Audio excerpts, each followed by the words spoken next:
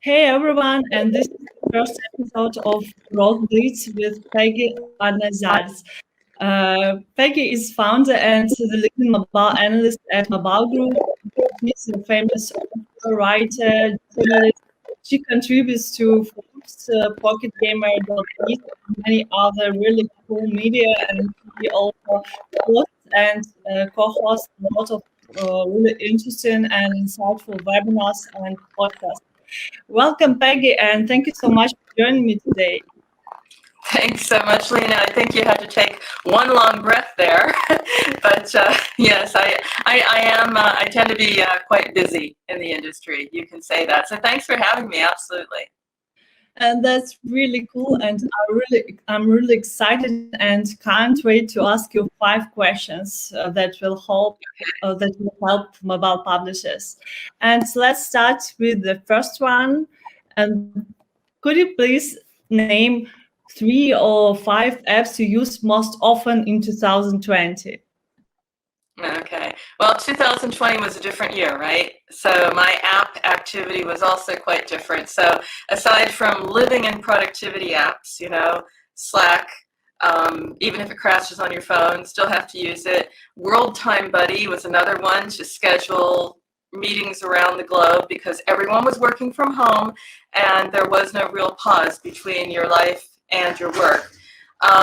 In addition to productivity, I guess social was really a big one for me because I was really hooked on LinkedIn. It is like the place now to be, to keep up with your colleagues because we're all, again, sharing about our lives in a very different way. Another one I would say is Spotify, just because I work with music. I have to have my music. I put together some amazing playlists out there if anyone's interested in following. Commerce, I think, of all kinds, because, hey, that's what we were doing. We were buying online and on the phone. And then for my personal just enjoyment, with those hours, it's become basically, what's on Netflix today. IMDb to figure out if the shows were really as good as everyone says they are. And because I have a little bit of an eclectic taste and tend to watch a lot of film noir, Filmfish, which is an app that gives me an idea of sort of like the stranger shows out there where I can spend my free time. Yeah, thank you so much, Peggy. Very interesting. And here's our next question.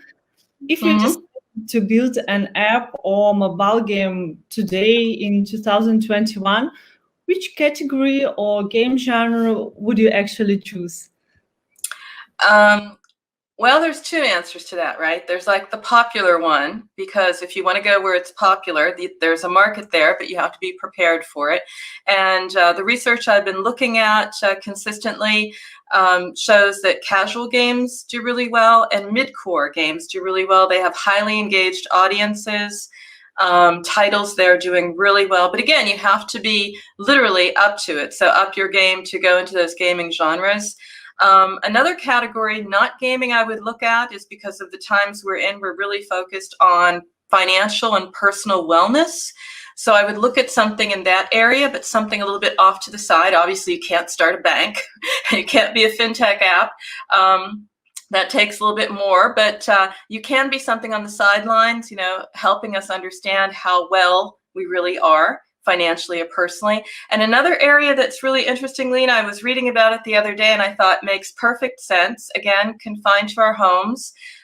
Pets. Pets are big because that's one of our significant others now. We're not going out an awful lot. And I've seen that quite a few companies that cater to the needs of pets on apps are doing pretty well. So everything from buying something for cats and dogs to making certain that they have personal wellness as well. So I don't know if that means yoga for your cat, but it's something to look at.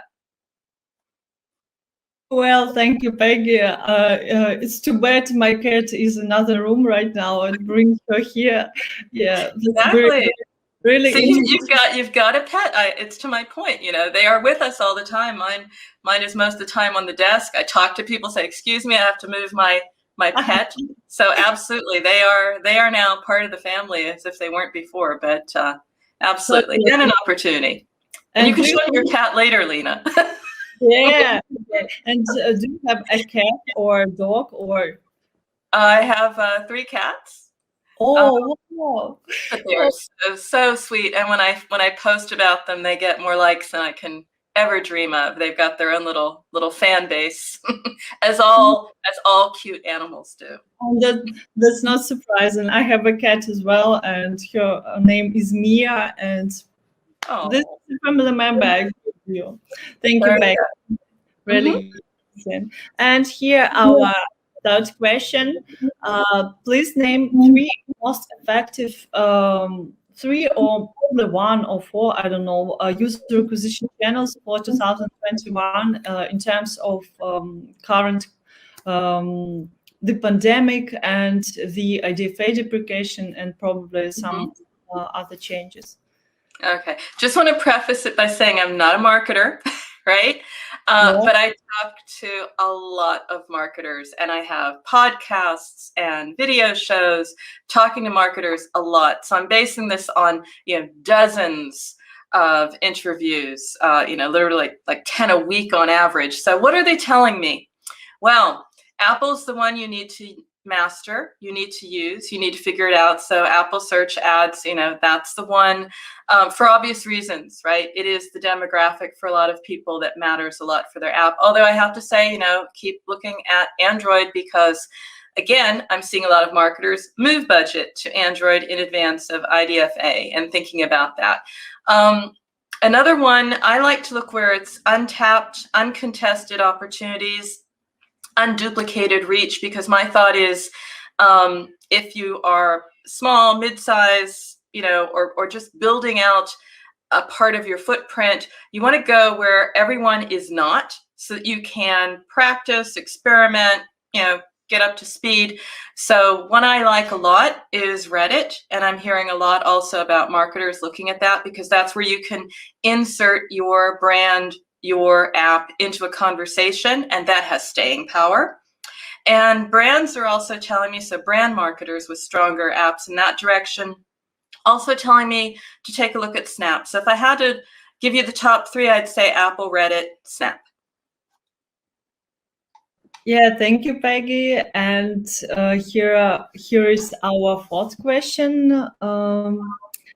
It sounds like if you could do one thing for an app to make it viral in terms of viral loops, a viral loops approach, what would this be today?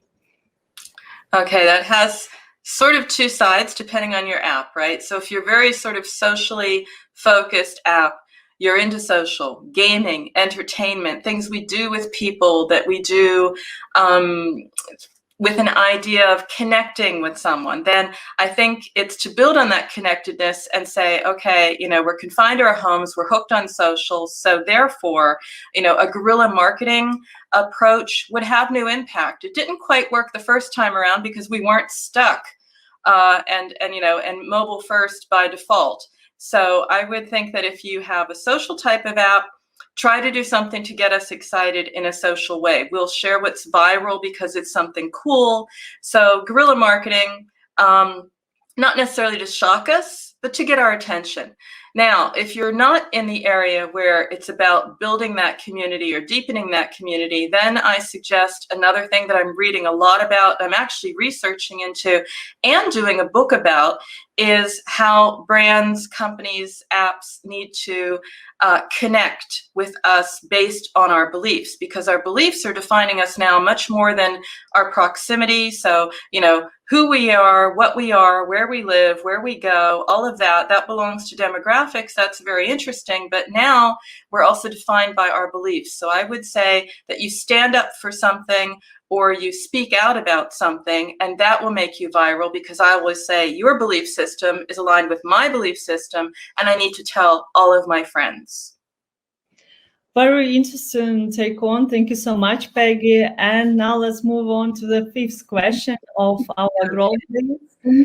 And this is, could you please name the qualities of a good mobile marketer? What are they? You've mentioned that you are not a mobile marketer, but you are a prominent expert, and I think you have your opinion on this point. Yeah, and it's true. And in my interviews, I also ask my interviewees, what are the qualities of a good mobile marketer? Because it's a moving target, right? It's always changing. There was a time when it was data first. Data is still very important. I'm not saying that. But now that marketing is really more about life cycle marketing, I think one of the qualities you need to have is to be able to bring together and build a team of talent, because you have people at every stage now of the journey. You have your data scientists. Product is the new marketing. Product needs to sit there. Creative is about performance. Creative needs to sit there. How do they all sit together, work together toward a goal? That's a certain quality, and that's going to be more important. So it's orchestrating rather than commanding, right? It's not command and control, it's orchestration. Another thing I'm thinking about is knowledge, but not in the true sense of, again, the data clarity, because you can get that from someone on your team. If you're a good marketer, if you need something, if you need data, if you need a model, if you need to think about a framework, it's not about knowing it, it's about knowing where and how to get it. So again, I think this is a quality that, because marketing is so complex and it's going to get harder, post-IDFA in a deviceless world, it won't be, do I know the answer? It will be, I know where and how to get it. So I would say resourcefulness. And then 80-20 rule, I think it's 80-20 and then some. I think it's going to be a little bit more open to risk. 80-20 is a bit conservative. Things are changing, try new things. Don't stick to just the 20% of new stuff and the 80% that you already know. Maybe it's a 70-30, a 60-40. Give it a shot. Great. Yeah, there is a proverb in Russian: "Who doesn't risk doesn't drink champagne." So I love it. This is pretty about it. Thank you so much, Peggy. This was really insightful and really interesting. This was the first episode of GrowthBlitz with Peggy Anne Salz. Thank you so much, Peggy, for joining me today and sharing your thoughts and your expert opinion. Thank you, Lena. And remember, cat pictures later on social. Yeah. Okay.